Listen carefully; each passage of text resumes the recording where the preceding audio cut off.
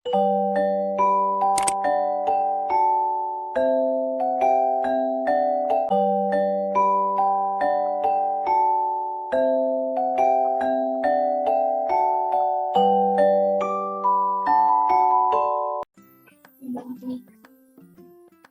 bismillahirrahmanirrahim. Assalamualaikum warahmatullahi wabarakatuh. Hello everyone, my name is Nifsa Hanifah Syafaat from the Faculty of Economics, majoring in Economic Education International Class Program. Okay, in this opportunity, I want to speak about Indonesian economic by material, property, and food stability for my segment. Okay. The first material is property in Indonesia.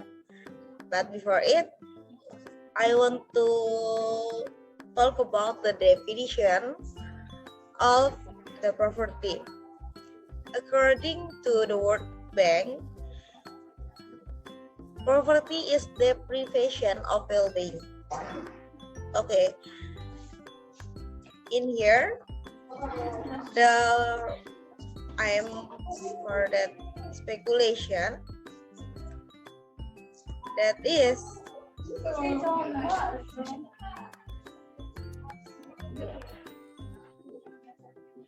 kemiskinan adalah kehilangan kesejahteraan. Jadi inti dari permasalahan kemiskinan adalah batasan-batasan dari kesejahteraan itu sendiri. Dan sebagaimana kita ketahui dalam teori ekonomi, semakin banyak barang yang dikonsumsi, berarti akan semakin tinggi pula kesejahteraan seseorang itu.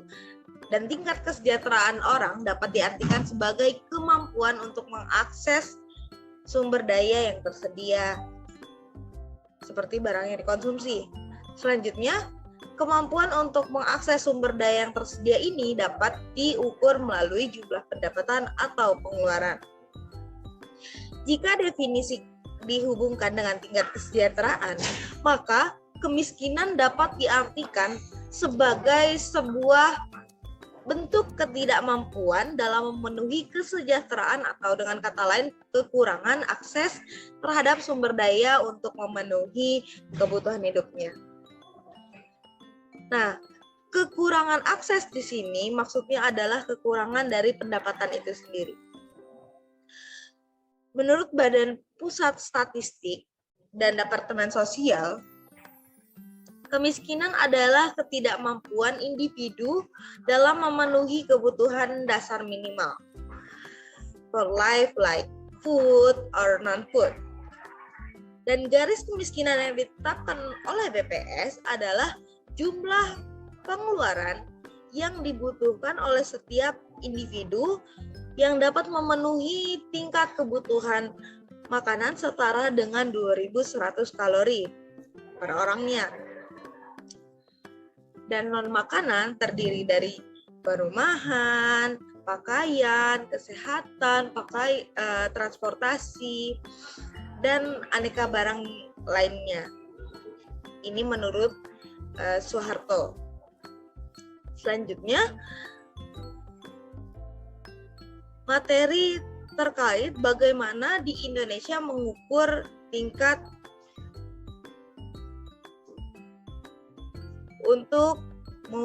kemiskinan di Indonesia. Di Indonesia sendiri tingkat kemiskinan diukur dengan 3 metode pengukuran. Yang pertama itu metode pendapatan. Jadi sebagaimana kita ketahui, pendapatan adalah jumlah barang maupun jasa yang dikonsumsi dengan perubahan dari total aset bersih. Akan tetapi,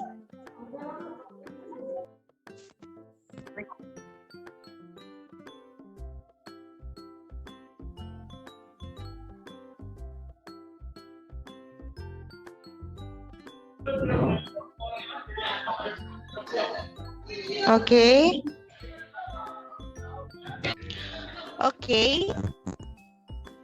Metode pengukuran, saya ulangi, yang pertama itu pendapatan. Jadi, sebagaimana kita ketahui bahwasannya pendapatan adalah jumlah barang maupun jasa yang konsumsi ditambah dengan perubahan dari total aset bersih.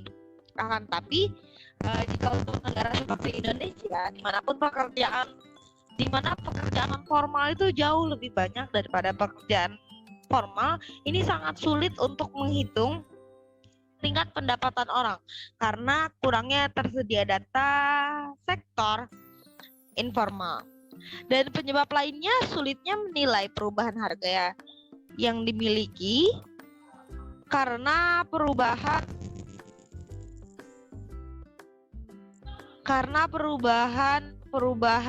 yang non formal, misalnya seperti perubahan nilai binatang di peternakan, perubahan harga rumah, dan lain-lain.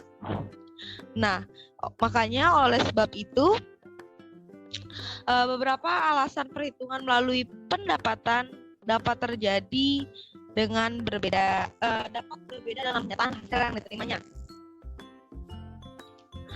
Nah, karena orang yang memiliki pekerjaan non formal dapat lupa dengan pendapatan yang diterimanya dan barang yang dijualnya apabila telah terjadi selama 1 tahun lalu. Dan orang akan khawatir jika ditanyakan tentang pendapatannya dikarenakan takut dikenakan pajak. Selain itu, orang tersebut tidak akan mau menjelaskan di mana pendapatan yang bersumber jika pendapatan tersebut merupakan penjualan barang ilegal, misalnya narkoba. Selanjutnya, sulit untuk menentukan jumlah pendapatan dari orang-orang yang memiliki sumber pendapatan dari barang-barang yang berubah-ubah harganya, seperti para peternak harga jual sapi seperti itu.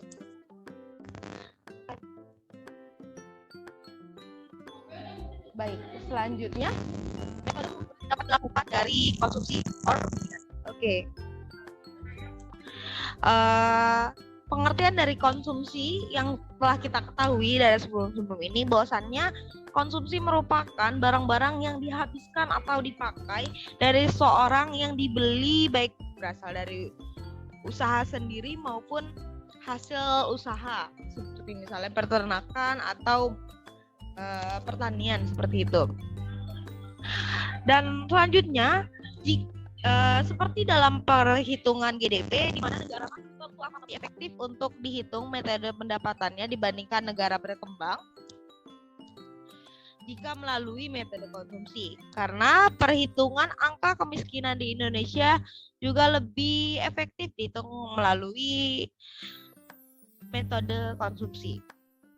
Keadaan ekonomi seseorang di Indonesia akan lebih mudah dilihat melalui hal ini dibandingkan pendapatan. Telah diungkapkan sebelum ini bahwasannya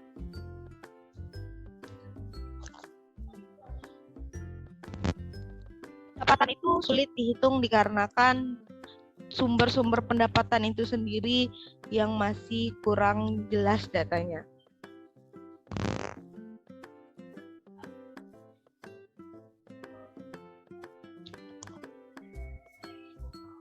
Nah, selain mudah dalam perhitungannya, metode perhitungan menggunakan angka kemiskinan dalam hal konsumsi ini juga mempunyai kelebihan, yaitu jika kenaikan atau penurunan pendapatan itu dapat terjadi signifikan dalam waktu sebentar, dalam waktu singkat, hal ini tidak berlaku pada konsumsi.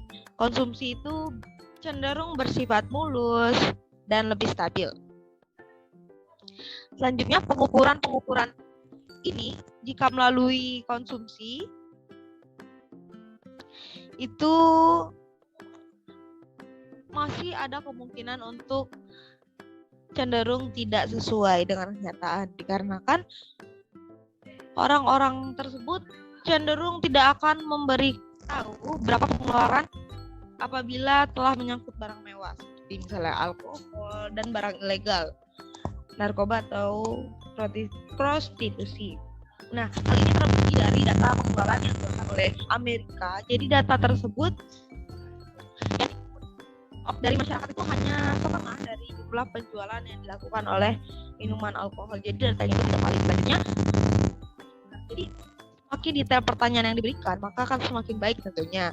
Akan tapi jika pertanyaan tidak diberikan detail, maka perbedaan pemahaman dari pengisian kuesioner itu akan mengakibatkan ketidakakuratan dari data yang dimiliki.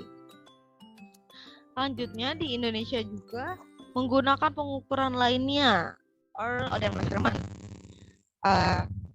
Seperti misalnya menghitung jumlah kalori orang dalam sehari.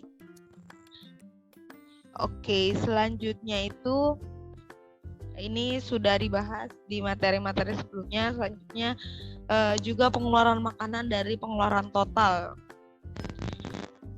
dan melihat hasil input.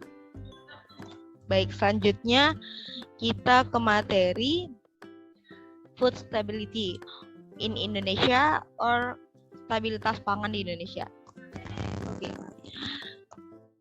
Food stability according to law number 18, 20 and 12 on food, it states in the law the food security in a condition of having food for the state for individual, which is reflect in the ability of sufficient food, both in quantity or quality, safe, diverse, nutrition, equitable, and affordable, and doesn't conflict with religion, belief, and community culture to be able to live a healthy, active, and productive life in a sustainable manner. Oke, jadi untuk lebih jelasnya, ketahanan pangan, sebagaimana kita ketahui, pangan merupakan bahan utama atau dasar utama yang dibutuhkan oleh setiap manusia tentunya, dan merupakan salah satu aspek dari hak asasi manusia, sebagaimana tertera di Law Number 27 Undang-Undang 1945 terkait Deklarasi Roma. Jadi pertimbangan tersebut mendasari terbitnya Undang-Undang Nomor 7 Tahun 1996 tentang pangan, yang dikatakan bahwasannya pangan merupakan kebutuhan dasar dan sebagai salah satu hak asasi manusia. Pangan memiliki peran yang sangat penting bagi kehidupan suatu bangsa karena ketersediaan pangan yang lebih kecil dibandingkan kebutuhannya dapat menyebabkan ketidakstabilitasan ekonomi, dan ini berpengaruh dengan kemiskinan tadi. Dan gejolak sosial dan politik juga dapat terjadi jika kondisi ketahanan pangan terganggu. Misalnya pada tahun 1998 pada saat terjadi krisis ekonomi, rakyat apabila telah mendapat titik jenuh dengan kemiskinan, maka ia akan memberontak kepada pemerintah, dan itu akan memberikan dampak buruk kepada ekonomi dan politik itu sendiri tentunya.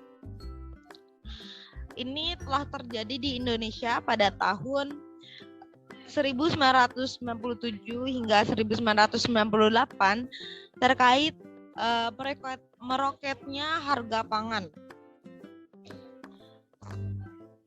yang micu dan bahayakan stabilitas ekonomi dan stabilitas nasional.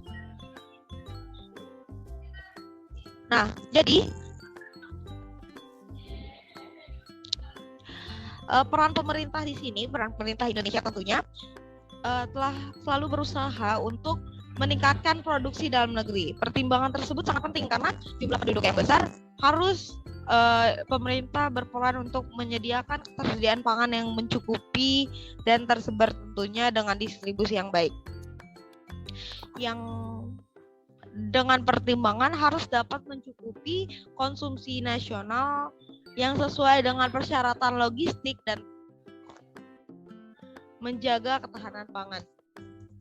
Ketahanan pangan tersendiri menurut Undang-Undang Number 18, 20 and 12 tentang pangan, jadi disebutkan bahwasannya ketahanan pangan adalah kondisi terpenuhnya pangan dari negara sampai dengan perseorangan. Jadi tidak ada yang tidak mendapatkan distribusi makanan di sini.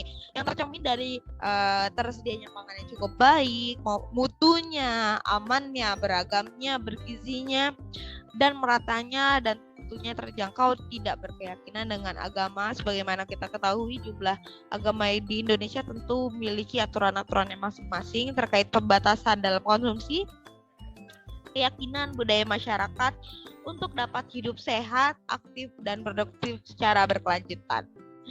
Nah, jadi undang-undang pangan bukan hanya berbicara tentang tahanan pangan, namun juga dengan jelas menguatkan bahwasannya fokus di sini adalah mewujudkan kedaulatan pangan dan kemandirian pangan serta keamanan pangan. Baik, mungkin cukup sekian dari saya terkait penjelasan kemiskinan dan ketahanan pangan di Indonesia. Saya ucapkan terima kasih banyak dan mohon maaf if I have mistake to you all, and if have other question you can write in kolom komentar. I'm Nifsa Hanifa from Faculty of Economic. I said Assalamualaikum warahmatullahi wabarakatuh. Thank you very much.